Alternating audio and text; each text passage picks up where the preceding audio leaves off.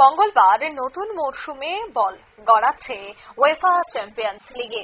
প্রথম দিনেই মাঠে নামছে টুর্নামেন্টের সফলতম দল রিয়াল মাদ্রিদ। ঘরের মাঠে স্পেনিশ ক্লাবটির প্রতিপক্ষ মাদ্রিদ।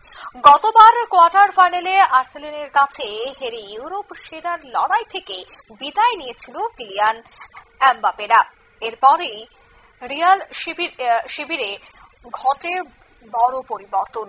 বিস্তারিত সে বিষয়ে জানবো। টেলিফোন লাইনে এই মুহূর্তে যুক্ত হয়ে গেছে প্রতিনিধি বিশ্বজিৎ দেব। বিশ্বজিৎ দা, আজকের এই নতুন লড়াই কি বলবে?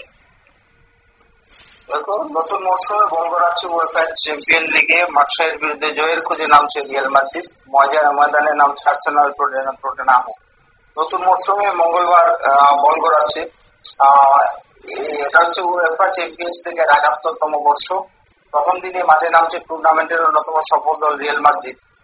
ঘরের মাঠে স্পেনিশ ক্লাবটির প্রতিপক্ষ মার্সাই। গতবার কোয়ার্টার ফাইনালে আর্সেনালের কাছে হেরে ইউরোপ সেরার লড়াই থেকে বিদায় নিয়েছিল কিলিয়ান এমবাপেরা। এরপরে রিয়াল শিবিরে ঘটে পরিবর্তন। কোচের পদে কার্লো আনচেলত্তির জায়গায় দায়িত্ব নেন জাভি আলonso। প্রাক্তন স্পেনিশ মিডিয়ার প্রশিক্ষণে ক্লাব বিশ্বকাপে দাগ কাটতে ব্যর্থ রিয়াল। তবে নতুন মরশুমের শুরুটা দারুণ করেছে লস ব্লাঙ্কোস। লা লিগায় প্রথম ৪টি ম্যাচের প্রত্যেকটিতে জিতেছেন জিনিয়াসরা। এবার চ্যাম্পিয়ন্স লিগের আসরে সেই ছন্দ ধরে রাখতে তাদের লক্ষ্য। অতীতে মার্সেইয়ের বিরুদ্ধে গতবার শুরুটা মোটের উপর ভালো হয়নি রিয়ালের, তবে অবশ্য এই বছর গ্রুপ পর্বের প্রথম আটে কি শেষ করাই লক্ষ্য তাদের, কি বলবেন? অতীতে মার্সেইয়ের বিরুদ্ধে কিন্তু মুখোমুখি সাক্ষাতে ৪বারের লড়াইয়ে প্রতিবারই হাসি এসেছে রিয়াল, অর্থাৎ রিয়াল মাদ্রিদ জিতেছে। এবারও সেই ধারাই কিন্তু বজায় রাখতে চাইবে তারা। উল্লেখ্য, গত মরশুম থেকে ৩৬ দলের নতুন ফরম্যাটে শুরু হচ্ছে চ্যাম্পিয়ন্স লিগ। গ্রুপ পর্বে সেরা ৮টি দল সরাসরি নকআউটের টিকিট নিশ্চিত করবে, আর পরে ১৬টি দল করবে প্লে অফের লড়াই। গতবার শুরুটা মোটেই ভালো হয়নি রিয়ালের।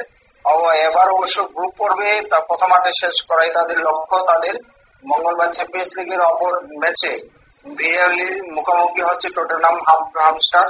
গত মরশুমে ইউরোপা লিগ জয়ের সুবাদে এবার টুর্নামেন্টের যোগ্যতা অর্জন করে প্রিমিয়ার লিগের ক্লাবটি। ৪ ম্যাচে ৯ পয়েন্ট নিয়ে ইপিএল এর তৃতীয় স্থানে রয়েছে ফ্রাঙ্কের ছেলেরা। চ্যাম্পিয়ন্স লিগে সেই লক্ষ্য বজায় রেখে নামছে তারা।